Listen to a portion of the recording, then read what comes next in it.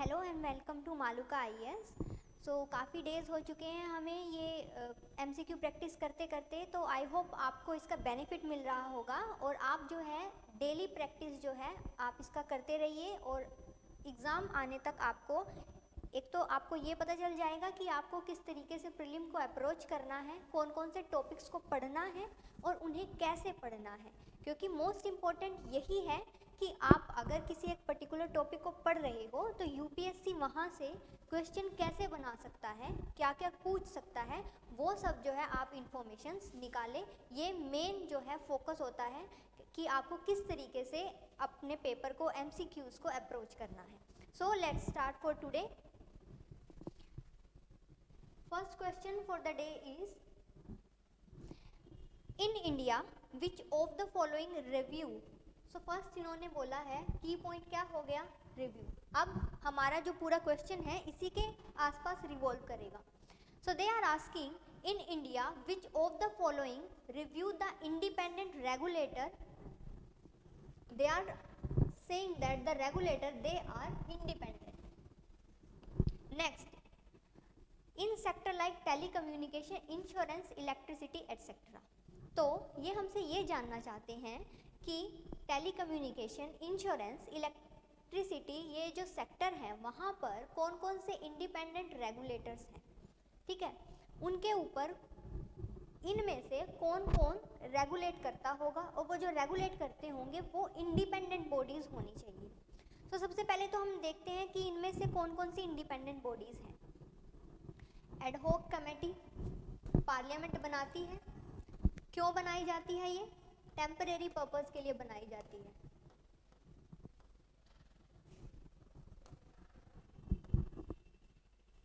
Temporary purpose के लिए ये बनाई जाती है, लेकिन इसका बेनिफिट होता है। Second, parliament department related standing committee, ठीक है। अब हमने पार्लियामेंट कमेटीज़ किया है, उसमें से हमें पता है कि कौन कौन सी कमेटीज़ जो हैं वो काम कर सकती हैं। और बेसिकली कमेटीज़ का काम क्या है? एक तरीके से रेगुलेट करना, एक कंट्रोल करना। सो ये दोनों इंडिपेंडेंट बॉडीज़ भी हैं और ये दोनों एक तरीके से रेगुलेट भी कर सकती है, ठीक है। Next, finance commission. Finance commission एक इंडिपेंडेंट बॉडी है, बिल्कुल है। अब मुझे ये बताइए कि क्या ये एक रेगुलेटरी बॉडी है? खुद से सोचकर बताइए, फाइनेंस कमीशन है वो काम क्या करता है? फाइनेंस कमीशन रेगुलेटरी बॉडी नहीं है, ये इंडिपेंडेंट एडवाइजरी बॉडी है। और इनका काम क्या है? यहाँ लिख देती हूँ मैं, it is what? It is a advisory body. Finance commission का काम है कि जो रेवेन्यू है, जो सोर्स ऑफ रेवेन्यू है, वो डिसबर्समेंट कैसे होना चाहिए between the centre and the state. तो ये काम करता है कौन? Finance commission. रिकमेंड करता है सेंटर को कि उन्हें स्टेट को शेयर जो है वो कितना देना चाहिए। नेक्स्ट जो है finance sector legislative reform commission. अब मुझे ये बताइए, फाइनेंशियल सेक्टर का लेजिस्लेटिव रिफॉर्म कम्युनिकेशन जो है, पहली बात तो ये, क्या ये इंडिपेंडेंट बॉडी है? दूसरी बात, क्या ये टेलीकम्युनिकेशन, इंश्योरेंस और इलेक्ट्रिसिटी को रेगुलेट करेगा? नहीं। तो इसीलिए फोर्थ हो जाता है रोंग। पहले हम ये देखते हैं, थर्ड हमने रोंग किया ना, क्योंकि फाइनेंस थर्ड यहाँ है, यहाँ है। सो ये ऑप्शन तो हमने कर दिए एलिमिनेट, इन पर तो सोचना ही नहीं है। अब हमें पता है फर्स्ट करेक्ट है और फर्स्ट सिर्फ इसी ऑप्शन में बचा है, तो हमारा आंसर तो आ जाता है ए। किससे आया? एलिमिनेशन से आ गया। बाकी के ऑप्शंस में जाने का, टाइम लगाने का, देखिए आपको जो है ये होता है कि पर क्वेश्चन जो है कितना टाइम लगाना चाहिए। पर क्वेश्चन आपको आप लगा सकते हो कि आपको 100 क्वेश्चंस मिलते हैं, 2 आवर का टाइम मिलता है, तो दैट मीन्स आपको पर क्वेश्चन इतना भी ज़्यादा टाइम नहीं लगाना है कि आप 2 से 3 मिनट एक ही क्वेश्चन पर लगा रहे हो। मिनिमम जो है आपको 1 मिनट लगाना चाहिए, बट ये भी सोचना है आपको कि वो 1 मिनट आपने लगाया है, बट क्या आप आंसर निकाल पाए हो या नहीं। तो इसीलिए जैसे ही आप कुछ करेक्ट करते हो, जैसे ही कुछ इनकरेक्ट करते हो, तो सबसे पहले ऑप्शन को देख लो कि इससे काम चल जाएगा या नहीं। सो हमारा काम तो चल चुका है, but I have to explain. अभी मुझे बताइए, नीति आयोग, उसका क्या नेचर है? NITI Aayog is a think tank, advisory body है, रिकमेंडेशन देती है, रिकमेंडेटरी बॉडी है, रेगुलेटरी बॉडी नहीं है। सो 5 भी होता है इनकरेक्ट। तो हमारा जो आंसर आ जाता है वो हो जाता है A 1 and 2। ठीक है, देखने में काफ़ी डिफिकल्ट लग रहा था ये क्वेश्चन, बट बहुत इजी है। सो आंसर हो जाता है 1 and 2। सो क्योंकि हमें फाइनेंस सेक्टर जो लेजिस्लेटिव रिफॉर्म कमीशन था, अभी ये देखिए कि जो भी कमीशंस होते हैं पहले तो वो जैसे कॉन्स्टिट्यूशनल बॉडीज़ हैं जो कॉन्स्टिट्यूशन में मेंशन है, उस तरीके से वो उतनी इंडिपेंडेंट नहीं है। क्यों? क्योंकि उनके पीछे या तो वो कॉन्स्टिट्यूशन में मेंशन नहीं है, दूसरा उनके पीछे लीगल बैकिंग भी नहीं है। सो कमीशन उसी तरीके से बनाए जाते हैं। तो ये जो कमीशन है BN श्री कृष्णा जो है चेयरमैन, उनके अंडर बनाया गया था और इनका काम था कि किस तरीके से फाइनेंशियल सेक्टर को रेगुलेट किया जा सकता है। तो रिलेटेड टू इलेक्ट्रिसिटी आप रिकमेंड कर रहे हो, रेगुलेट कर रहे हो, वो काम इनका नहीं था। ठीक है, और नीति आयोग के बारे में तो हमें पता ही है। सो अब मैं बता दूं आपको कि GS फाउंडेशन कोर्स आ रहा है 2023 एंड 2024 के लिए, जिसमें आपको guaranteed prelims and assured mains जो है वो मिल रहा है। साथ ही साथ आप स्क्रीन पे देख सकते हो इसके क्या क्या फीचर्स हैं, तो आप जल्दी से इनरोल कर लीजिए। नेक्स्ट आ जाता है among the following which one of the following is the largest exporter of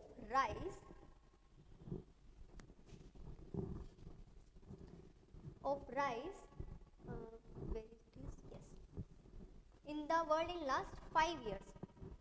5 year का टाइम पीरियड दिया है और बोला है कि लार्जेस्ट एक्सपोर्टर कौन है। सबसे पहले हम ऐसे तो नहीं कर सकते, बट एलिमिनेशन लगाकर करेंगे, क्योंकि ह्यूमनली पॉसिबल नहीं है कि सबकी टर्म्स याद करें, किसने कितना एक्सपोर्ट किया होगा।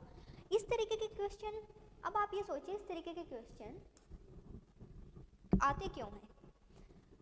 यूपीएससी चाहता है कि आपके माइंड पर प्रेशर डालें।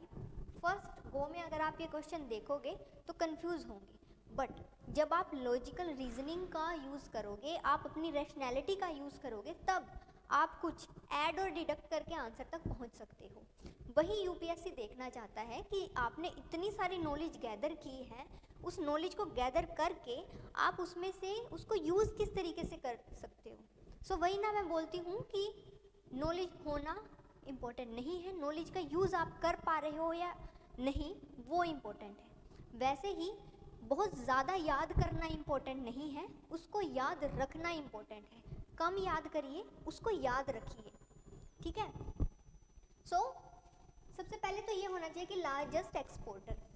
अब हमें पता है म्यांमार और जो वियतनाम है वो इतनी बड़ी कंट्रीज़ भी नहीं है, ना ही उनका प्रोडक्शन इतना ज़्यादा है कि वो जो है हमसे ज़्यादा, मतलब कि पूरे वर्ल्ड में लार्जेस्ट एक्सपोर्ट करने के लिए आपको लार्ज प्रोड्यूस भी तो करना पड़ेगा ना। लार्ज एक्सपोर्टर बनने के लिए आपको लार्ज प्रोडक्शन भी करना पड़ेगा। ठीक है, देखिए बताने को मैं आपको इसका आंसर बता देती हूँ, क्यों? क्योंकि मुझे पता है, मैं बता दूंगी क्वेश्चन हो गया, बट मेरे को आपको सिखाना है कि उसको आप कर कैसे सकते हो, अटेम्प्ट कैसे करना है। इसीलिए हम तो करते हैं म्यांमार और वियतनाम को एलिमिनेट। क्यों? क्योंकि हमें पता है ये लार्जेस्ट प्रोड्यूसर नहीं हो सकते। ठीक है, अब हम आ जाते हैं, हाँ हम हर चीज़ में क्या लगाते हैं कि चाइना लार्जेस्ट प्रोड्यूसर होगा, और जब वो लार्जेस्ट प्रोड्यूसर होगा तो इसका आंसर चाइना हो सकता है। यहाँ आ जाता है 50-50। जब भी आप किसी क्वेश्चन में 50-50 की कंडीशन में आ जाते हो तो आपको 100% उस क्वेश्चन को अटेम्प्ट करना चाहिए। ये रूल है। ये नहीं होगा कि हर क्वेश्चन में आप 100% श्योर होगे, बट कुछ क्वेश्चन ऐसे होंगे जिनमें आप 50-50 की कंडीशन में आ जाते हो। उस 50-50 कंडीशन में आप पहुंच गए तो आपको वो क्वेश्चन 100% अटेम्प्ट करना है, क्योंकि प्रोबेबिलिटी क्या कहती है कि अगर ऐसे 50 क्वेश्चन होंगे तो उन 50 क्वेश्चन में मान लीजिए कि 50 क्वेश्चन ऐसे हैं जिनमें आपने 2 ऑप्शन को एलिमिनेट कर दिया, आप 50-50 की कंडीशन में हो, तो आपको उन 50 क्वेश्चंस को अटेम्प्ट करना चाहिए। उसमें क्या रहता है, प्रोबेबिलिटीज़ क्या होती है 1/2, दैट मीन्स 25 क्वेश्चन तो आपके करेक्ट होंगे ही होंगे। अब 25 क्वेश्चन आपके करेक्ट आए हैं तो आपको कितने मार्क्स मिल जाएंगे? 50 मार्क्स, बट वो 25 रॉन्ग भी तो आए हैं। वो 25 का जो है 1/3 जो है वो डिडक्ट भी हो जाएगा, तो इसका हम लगा लेते हैं 8.33 मार्क्स। तो अब मेरे को बताइए, आपको अप्रोक्स 41 जो है मार्क्स पॉजिटिव मिल रहे हैं या नहीं? पॉजिटिव मिल रहे हैं ना, तो इसीलिए 50-50 वाले क्वेश्चंस को अटेम्प्ट करना चाहिए। सो अब हम आ जाते हैं, इसका जो आंसर है दैट इज़, अब 50-50 कंडीशन में आ गया, अब इतना भी एलिमिनेशन नहीं लगाया जाता, बट 50-50 तक तो आपको अटेम्प्ट करना है। अब करना कैसे है? दे आर सेइंग कि लार्जेस्ट एक्सपोर्टर रहा है राइस का लास्ट 5 ईयर्स में। तो हमारे इकोनॉमिक सर्वे ने इसको हाईलाइट करके बताया था, और न्यूज़पेपर में भी ये न्यूज़ काफ़ी रही थी कि इंडिया ने राइस एक्सपोर्ट करने में माइलस्टोन सेट किया है। सो इसीलिए इसका आंसर हो जाता है बी, इंडिया। ठीक है। सो इसीलिए जो न्यूज़पेपर में ट्रेंड और इस तरीके की जो चीज़ें हाईलाइट होकर आती हैं, तो उन पर एक अच्छे से ध्यान दे देना चाहिए। ठीक है, तो इसका आंसर हो जाता है बी, इंडिया। यस।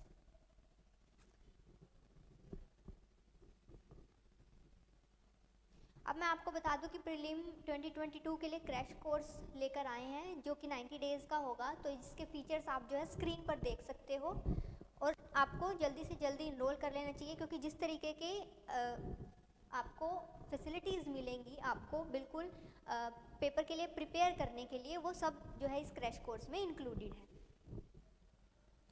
अब आ जाता है next question, among the agriculture commodities imported by India, which one of the following account for the highest import? Means कि हम सबसे ज़्यादा इम्पोर्ट क्या करते हैं?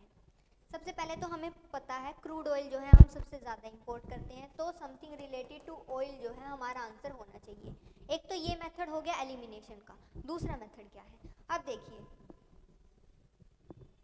जो भी पोर्टुगीज़ जो आए थे इंडिया में 15th सेंचुरी के आसपास 1498 के दौरान, उनको इंडिया में आने के लिए इंसेंटिव क्या था कि केरला और तमिलनाडु साउथ की तरफ जो है आपको वहाँ स्पाइसेस मिले थे। तो ये तो गारंटीड है, इंडिया स्पाइसेस का एक्सपोर्टर रहा है, स्पाइसेस का इंपोर्टर नहीं है।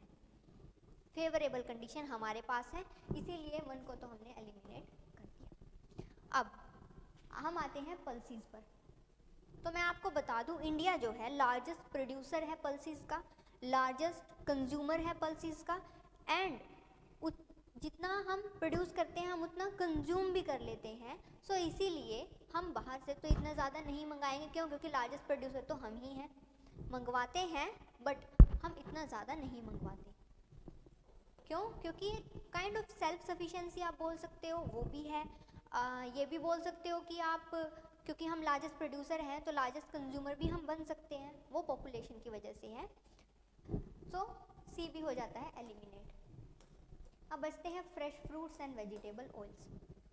न्यूज़पेपर में आपने सबने पढ़ा ही होगा कि इंडिया में मोस्टली जो महाराष्ट्र जो है वहाँ का एरिया जो है, और कुछ कुछ जो है मध्य प्रदेश का वेस्टर्न जो एरिया है, वहाँ पर फ्रूट्स जो हैं वो काफ़ी ज़्यादा क्वांटिटी में होते हैं। ऐसे ही आंध्र प्रदेश की तरफ जो है और कुछ कुछ एरिया तमिलनाडु का जो है, वहाँ पर भी फ्रूट्स जो हैं वो बहुत ज़्यादा हम कल्टीवेट करते हैं, प्रोड्यूस करते हैं। तो इसीलिए जो फ्रूट्स जो है मोस्टली इंडिया में जो है हम इतने ज़्यादा फ्रूट्स कंज्यूम नहीं करते, क्योंकि हमारा जो स्टेपल जो डाइट है वो उसी तरीके से है। लेकिन जो फॉरेन कंट्रीज़ हैं वहाँ पर फ्रूट्स को ही स्टेपल डाइट की तरह लिया जाता है, इसीलिए हम तो बिग इम्पोर्टर नहीं हैं, इसीलिए इसको भी करते हैं एलिमिनेट। बस बच जाता है क्या? Vegetable oils, and this is the answer. So हमने कैसे किया इसको? एलिमिनेशन के थ्रू। स्पाइसेस नहीं होगा, पल्सेस नहीं है, फ्रेश फ्रूट्स भी नहीं है, तो बचता है वेजिटेबल ऑयल्स। अब जितने ज़्यादा प्रैक्टिस करोगे, ये एलिमिनेशन की जो टेक्निक है उतनी ज़्यादा इंटरनलाइज हो जाएगी, और जैसे ही वो इंटरनलाइज हो जाएगी सो आप जो है खुद से ये टेक्निक्स यूज़ करना सीख जाओगे। और मैं ये श्योरिटी के साथ कहती हूँ कि जब तक बिना ये टेक्निक्स और बिना ये लॉजिकल रैशनैलिटी के प्रीलिम्स जो हैं करना डिफ़िकल्ट है। अब ये नहीं, exceptions are always there, but आप ये आउट ऑफ 100 क्वेश्चन ऐसा होगा कि आप मैक्स 40 क्वेश्चंस पर आप 100% श्योर होगे। उसके बाद के जब आपको अटैम्प्ट करने हैं वहाँ आपको ये जो है लॉजिकल रीजनिंग जो है वो लगानी पड़ेगी। सो अब हम आते हैं अपने नेक्स्ट क्वेश्चन की तरफ। ठीक है, ये जो है आप इसका स्क्रीनशॉट भी ले सकते हो और आपको डिस्क्रिप्शन में भी मिल जाएगी पीडीएफ, तो यहाँ से आपको ये डेटा कर लेना है। ये किस में आया था, इंडिया ईयर बुक में आया था, और पीआईबी की जो 2019 की वहाँ पे भी था कि वेजिटेबल ऑयल जो है हमने सबसे ज़्यादा इंपोर्ट की है। ठीक है, अब मैं बता दूं आपको कि सी सेट का कोर्स जो है वो आ रहा है, तो आप जल्दी से इनरोल कर लीजिए। आप स्क्रीन पे देख सकते हो, और अगर आपको किसी भी तरह की इंक्वायरी करनी है तो नीचे दिए गए नंबर पर आप पूछ सकते हो। नेक्स्ट आ जाता है, most of the India's external debt is owed by government entities, all of India's external debt is denominated in US dollar. So एक तो एलिमिनेशन रूल हैशटैग नंबर आप खुद से डाल लेना। ठीक है, अब मैंने क्या बोला था, एक्सट्रीम वर्ड्स। अगर एक्सट्रीम वर्ड्स आ जाते हैं like all, always, any, only, tremendously, continuously, तो इस तरीके के अगर वर्ड आ जाते हैं तो 90% वो स्टेटमेंट क्या होता है, रॉन्ग। ठीक है, 10% वो स्टेटमेंट होगा राइट, बट उसमें भी वो राइट कब होगा, जब आप 100% श्योर हो कि हाँ मैंने वो पढ़ा हुआ है, इसीलिए मुझे पता है एक्सट्रीम होने के बावजूद भी ये स्टेटमेंट राइट है। ठीक है, अब उसी के साथ चलते हैं, फर्स्ट और सेकंड स्टेटमेंट को ही देखते हैं। इन्होंने बोला all of India's external debt is denominated in US dollar. माना कि हमारा जो फॉरेन ट्रेड होता है वो सारा का सारा होता है डॉलर की फॉर्म में, बट इतना भी क्या कि हमारे सारे एक्सटर्नल डेट डॉलर की फॉर्म में ही है, हमने सिर्फ डॉलर में ही डेट को, ये नहीं हो सकता। अगर ये बोलते हैं कि external debt is denominated in US dollar also, फिर ये स्टेटमेंट राइट होता, बट इन्होंने बोला कि सारे के सारे डेट ही आपके यूएस डॉलर की फॉर्म में है, तो ये स्टेटमेंट हो जाता है रॉन्ग। अब हमने 2 को कर दिया और बी और सी दोनों जो है एलिमिनेट होते हैं। कौन से कंडीशन में आ गए हम, 50-50 के कंडीशन में आ गए। दैट मीन्स अब हमें क्या करना चाहिए, अब हमें इस क्वेश्चन को अटेम्प्ट करना चाहिए। ठीक है, अब वही है, हाफ का प्रोबेबिलिटी है, करेक्ट तो ये होगा ही। फर्स्ट स्टेटमेंट क्या बोल रही है, फर्स्ट स्टेटमेंट बोल रही है कि most of India's external debt is owed by the government entities. अब इन्होंने वर्ड यूज़ किया है कि जितने आपके एक्सटर्नल डेट होंगे उसमें से मोस्ट मीन्स उसमें सबसे ज़्यादा गवर्नमेंट एंटिटीज़ ने लिया हुआ है। ये स्टेटमेंट जो है इसमें नॉलेज का यूज़ है, ये स्टेटमेंट जो है वो रॉन्ग है। क्यों, क्योंकि गवर्नमेंट एंटिटीज़ आउटसाइड इंडिया बहुत ज़्यादा बोरो नहीं करती है। ठीक है, जब वो आउटसाइड इंडिया बहुत ज़्यादा बोरो नहीं करती है तो जो प्राइवेट एंटिटीज़ हैं उनकी वजह से ये है। ठीक है, तो इसका आंसर हो जाता है डी, नाइदर 1 नॉर 2।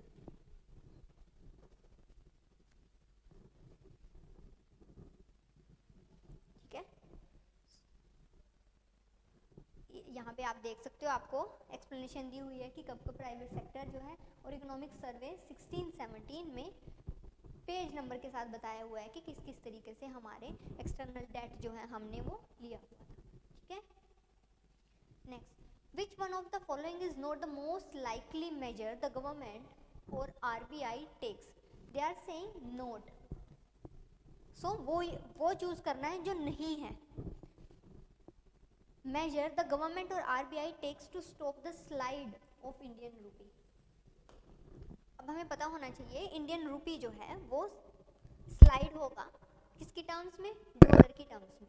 मीन्स कि डॉलर जो है वो कॉस्टली हो जाएगा, इंडिया का रूपी जो है वो उसके कंपैरिजन में जो है वो उसकी वैल्यू कम हो जाएगी, वो वीकन हो जाएगा। मान लीजिए पहले जो है 1 जो है डॉलर, अब मैं आपको बता दूं 1947 में जब इंडिया को फ्रीडम मिली थी उस टाइम पर $1 is equal to 1 rupee. But time के साथ आते आते हमारी कंडीशन अब ऐसी हो गई है, earlier it was like 50, but अभी जो है ये अप्रोक्स जो है 75 या 72, वो डेली डेली चेंज होता रहता है, तो आप अप्रोक्स लीजिए कि इतना है। अब मुझे बताइए, यहाँ पर वैल्यू इक्वल थी, अब क्या हुई है, वैल्यू जो है वो रुपी की वैल्यू वीकन हुई है, मीन्स स्लाइड हुआ है। अब इन्होंने बोला है कि कौन सा मोस्ट लाइकली मेजर नहीं है, तो हमें वो चूज करना है। First is saying curbing the import of non-essential goods and promoting the exports. They are saying कि हमें नॉन इसेंशियल गुड्स के इम्पोर्ट को कर्ब कर देना चाहिए और एक्सपोर्ट को प्रमोट करना चाहिए। अगर आप एक्सपोर्ट को प्रमोट करोगे तो उससे क्या होगा, आपके पास डॉलर का इनफ्लो होगा कंट्री में। क्यों? क्योंकि आप एक्सपोर्ट कर रहे हो, सामान बाहर जा रहा है, बाहर से पैसा आ रहा है, और वो जो बाहर से पैसा आ रहा है वो किसकी फॉर्म में है, वो है डॉलर की फॉर्म में। जैसे जैसे आपके पास डॉलर की क्वांटिटी बढ़ेगी वैसे वैसे ही रूल क्या बोलता है कि जब सप्लाई बढ़ेगी तो उससे प्राइस क्या होगा, कम होगा। मींस डॉलर की सप्लाई बढ़ी तो डॉलर का प्राइस कम होगा, मींस रुपी जो है वो स्ट्रेंथन होगा। इतना समझ आ रहा होगा? ठीक है, दैट मीन्स ये जो है, जो स्टेप है ये रुपी को जो है स्लाइड होने से बचाता है। ठीक है, बट हमें चूज करना है जो नहीं बचाता। Second, encouraging the Indian borrowers to issue rupee denominated masala bonds. अब मसाला बॉन्ड क्या होते हैं, ये एक तरीके के बॉन्ड्स होते हैं जो कि इंडियन लाइक डिनोमिनेशन में होते हैं, और जो फॉरेनर्स होते हैं वो उनको आकर जो है परचेज करते हैं, और उसके बदले में उनको जो है वो लाइक अ काइंड ऑफ, आप ये बोल सकते हो कि अ मेथड ऑफ बोरोइंग है। ठीक है, अब जो है इंडियन बोरोर्स को, अब मुझे ये बताइए, मान लीजिए कि मैं इंडियन बोरोअर हूँ, मुझे पैसा चाहिए। ठीक है, वो पैसा मैं ले रही हूँ मसाला बॉन्ड की फॉर्म में। अब मैं क्या करती हूँ कि मैं मसाला बॉन्ड जो है किसी फॉरेनर को दे देती हूँ, और वो फॉरेनर मुझे उस बॉन्ड के बदले में पैसा देता है। मीन्स कि ये जो मेरी इंडियन बाउंड्री है, मैं यहाँ पर हूँ, मैंने बॉन्ड दिया है, बदले में मुझे पैसा मिल रहा है, और वो पैसा मुझे किस फॉर्म में मिल रहा है, वो मुझे मिल रहा है डॉलर की फॉर्म में। मीन्स डॉलर का इनफ्लो हो रहा है। अब जब डॉलर का इनफ्लो हो रहा है तो रुपी की वैल्यू स्ट्रेंथन हो रही है। सो ये भी क्या करेगा, रुपीस को स्लाइड होने से बचाएगा। अब आप में से कुछ ये बोलोगे कि मैम ये मसाला बॉन्ड का हमने उनसे बोरो किया है, ये तो फिर वो लेके भी तो जाएंगे अपना बॉन्ड का पैसा, यही बोलोगे ना। तो जब लेकर जाएंगे उस टाइम पर रुपी वीकन हो जाएगा।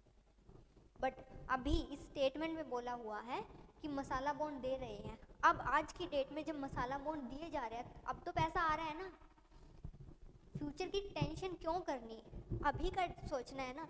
तो अभी क्या है, अभी हमारे पास पैसा आ रहा है, इसीलिए वो जो है एक्सेप्शन को अभी साइड में रखना, तो ये जो है स्लाइड होने से बचाएगा। Next, easing the conditions relating to external commercial borrowing. वही है, अगर एक्सटर्नल कमर्शियल बोरोइंग जो है आप इजी कर देते हो तो क्या होगा, बाहर से आप बोरो कर सकोगे। जब आप बोरो कर सकोगे तो बाहर से पैसा आपके पास आएगा। जब बाहर से पैसा आपके पास आएगा दैट मीन्स इनफ्लो हो जाएगा, किसका, डॉलर का। जब डॉलर का इनफ्लो हो जाएगा दैट मीन्स रुपी जो है वो स्लाइड होने से बच जाएगा। So this is also correct. अब इन तीनों में से तो कोई आंसर है नहीं, क्यों? क्योंकि जो रुपी के स्लाइड होने को नहीं बचाता, हमें तो वो चूज करना था। ये क्या बोल रहा है, ये बोल रहा है following an expansionary monetary policy. Expansionary monetary policy है दैट मीन्स डायरेक्ट। अभी इतने डेज से हम करते आए हैं मॉनेटरी पॉलिसी, मनी सप्लाई, तो इससे क्या होगा, इससे मनी सप्लाई बढ़ जाएगा। मनी सप्लाई बढ़ जाएगा दैट मीन्स हमारी कंट्री में रुपी की सप्लाई बढ़ गई है। जब रुपी की सप्लाई बढ़ गई है दैट मीन्स किसी की सप्लाई बढ़ी तो उसकी वैल्यू कम हो गई। सो इससे क्या होगा, रुपी की वैल्यू कम हो जाएगी। दैट मीन्स इससे क्या हो रहा है, रुपी वीकन हो रहा है। रुपी वीकन हो रहा है तो दैट मीन्स स्लाइड हो रहा है। तो this is the correct answer. ठीक है, so our answer would be D, following an expansionary monetary policy. ठीक है, यहाँ पर आप जो है इसका एक्सप्लेनेशन आराम से पढ़ सकते हो, वैसे मैंने समझा दिया है। सो ऐसे ही आप प्रैक्टिस करते जाइए, पढ़ते जाइए, and thank you for your time. Thank you so much.